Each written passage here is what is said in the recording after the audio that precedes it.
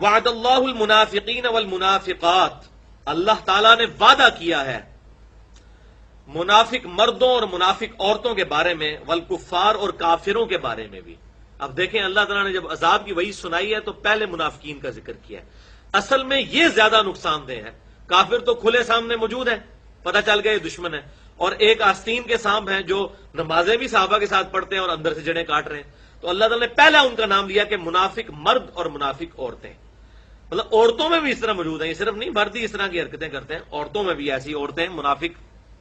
والکفار، اور جو کافر ہیں، نارا جہنم خالدین فیہا، ان کے لیے اللہ نے وعدہ کیا ہے دوزخ کی آگ کا، اس میں رہیں گے ہمیشہ ہمیش۔ یہ حسبہم، یہی ہے ان کے لیے کافی، اصل یہ اس چیز کے مستحق ہیں کہ دوزخ میں رہیں۔ وَلَعْنَهُمُ اللَّهُ، اور اللہ تعالیٰ کی لعنت ہے ان پر۔ وَلَهُمْ عَذَابٌ مُقِيمٌ، اور ان کے لیے ہے وہاں پر ہمیشہ کا عذاب، ہمیشہ کا رہنے والا عذاب۔ كَالَّذِينَ مِن قَبْلِكُمْ كَانُوا أَشَدَّ مِنكُمْ، بالکل اس طریقے سے ان سے پہلے جو لوگ گزرے، یعنی ان سے پہلے بھی کئی انبیاء کرام علیہ السلام آئے اور انہوں نے اپنی قوموں کو دعوت دی، تو اس طرح کے جو منافقین ہیں وہ ان کی قوموں میں موجود تھے۔ کانوا اشد منکم قوہ، وہ قوت میں ان سے بھی زیادہ تھے، ان کو اپنی طاقت کا گھمنڈ ہے، ان سے زیادہ طاقتور لوگ تھے جن کو اللہ تعالیٰ نے پچھاڑ دیا۔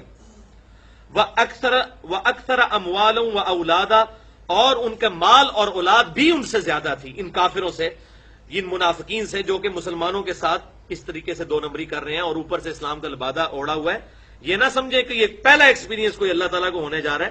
اللہ تعالیٰ نے جب بھی انبیاء کرام علیہ السلام کو مبعوث کیا تو ہمیشہ تین طرح کے گروہ بنے، ایک ایمان والے، دوسرے وہ جو پکے کافر، اور تیسرے وہ کہ جو دونوں طرف جن کا منہ ہوتا تھا۔ نفق عربی میں کہتے ہیں سرنگ کو، سرنگ کے دو منہ ہوتے ہیں، اسی لیے منافق کے بھی دو منہ ہوتے ہیں، ایمان والوں کے پاس جاتا ہے تو ان کی باتیں کرتا ہے، جب کافروں کے پاس جاتا ہے تو ان کی باتیں کرتا ہے۔